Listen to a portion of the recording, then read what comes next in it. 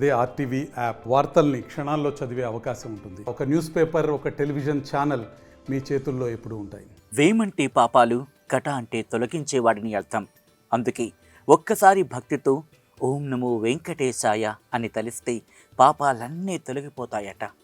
భక్తుల కొంగు బంగారమైన వెంకటాచలపతి కేవలం ఒక్కసారి పిలిస్తే పలుకుతాడట. ఎంతటి కష్టాల్లో ఉన్నవారినైనా ఇట్టే ఆదుకుంటాడట.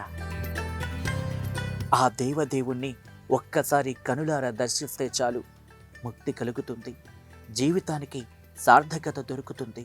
అందుకే ఆ ఆనంద నిలయుడి ఆలయ ప్రాంగణంలోని అనేక దివ్య స్థలాలు, మంటపాలు, తిరుమలేశునితో పెనవేసుకున్న ఎంతోమంది భక్తుల సుమధుర జీవిత ఘట్టాలను, తద్వారా శ్రీనివాసుని భక్త వాత్సల్యాన్ని, లీలలను నిక్షిప్తం చేసుకుని ఉన్నాయి.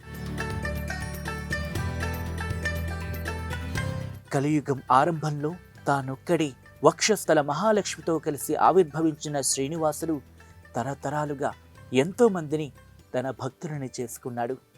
ఆయన కోసం మందిరాలను, గోపుర మహాప్రాకారాలను నిర్మించారు. ఆ ఘన వెంకటపతికి నిత్యోత్సవ, వారోత్సవ, పక్షోత్సవ, మాసోత్సవ, సంవత్సరాది వారోత్సవాలను నిర్వహిస్తూ వస్తున్నారు. కలియుగంలో వెంకటేశ్వరుడి అవతారంలో భక్తులను కటాక్షిస్తున్న వెంకటేశ్వరుడు స్తోత్రప్రియుడు. ఆయన్ను ఎన్ని రకాలుగా సేవిస్తే అంతగా ఆనందిస్తాడు. స్వామివారికి తొట్టతొలి జరిగే సుప్రభాత సేవలోని ఆయన ఎంతటి భక్తజన ప్రియుడు స్తుతించారు పండితులు. శ్రీ స్వామి నిశ్చిత జనప్రియదానశీలి శ్రీ వెంకటేశ దయతి తవ సుప్రభాతం అంటూ ఆయన్ని మేల్కొలుపుతారు. ఇక వెంకటేశ్వర నామాలన్నీ ఆయన్ను స్తుతిస్తూ రాసినవే. వెంకటేశ్వరుడిని స్తుతిస్తూ 32,000 పైసలకు పద్యాలు రాసిన అన్నమయ్య అనిర్వచనీయమైన సాక్షాత్కారం పొందారు.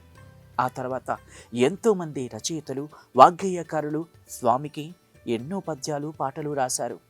ఇప్పటికీ భక్తులు స్వామిని దర్శించుకోవడానికి, ఆయన ఆశీస్సులు పొందడానికి నానా కష్టాలకు ఓరుస్తారు.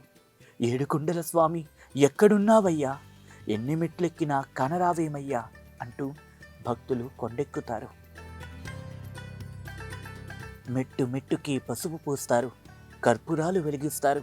తమకు దర్శన భాగ్యం కలిగించమని కొందరు, కష్టాలు తీర్చినందుకు మరికొందరు స్వామిని ఎన్నో రకాలుగా స్తుతిస్తారు.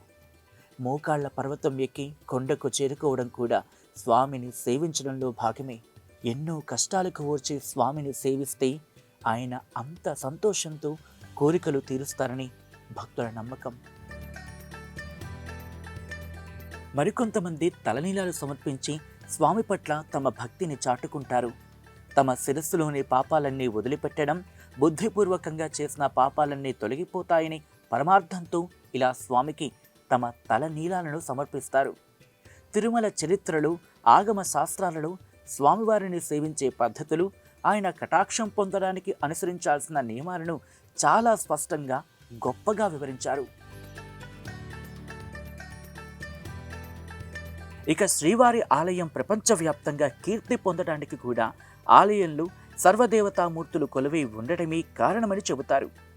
ఇంతటి పవిత్రమైన క్షేత్రంలో భక్తులు ఆగమ శాస్త్రం ప్రకారం నడుచుకుంటే సర్వపాపాలు హరించడంతో పాటు వెంకటేశ్వర కటాక్షం దొరుకుతుంది.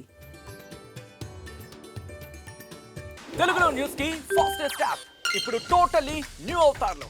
జస్ట్ 5 సెకండ్స్ లో కంప్లీట్ న్యూస్, సోషల్ మీడియాలో ట్రెండ్స్ కి one stop solution, live TV app, voice search option తో ఇప్పుడే డౌన్లోడ్ చేయండి లేదా అప్డేట్ అయిపోండి. యాప్ లింక్ డిస్క్రిప్షన్ లో ఉంది.